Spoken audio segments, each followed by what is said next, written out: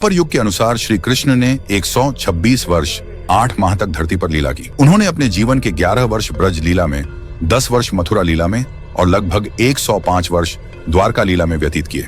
3228 यानी आज से लगभग 5000 साल पहले श्री कृष्ण का जन्म मथुरा के कंस की कारागार में हुआ था।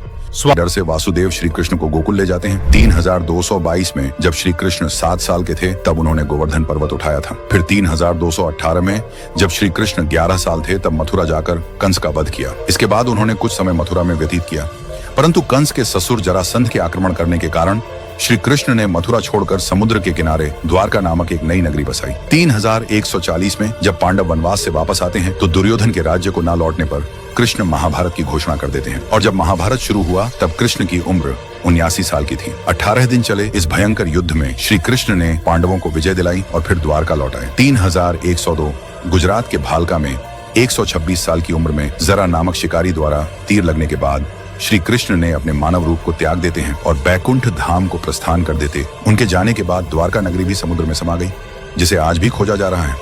कई समुद्री खोजों में द्वारका के अवशेष मिलने की बात सामने आई है, जिससे यह साबित होता है कि श्री कृष्ण की नगरी कोई कल्पना नहीं थी, बल्कि एक ऐतिहासिक सच्चाई थी। श्री कृष्ण केवल एक राजा या योद्धा नहीं थे, रणनीतिकार और मार्गदर्शक भी थे।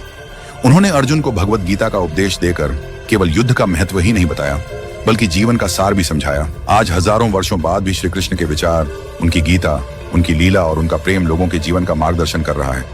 हर युग में श्री कृष्ण को अलग अलग रूपों में पूजा जाता है।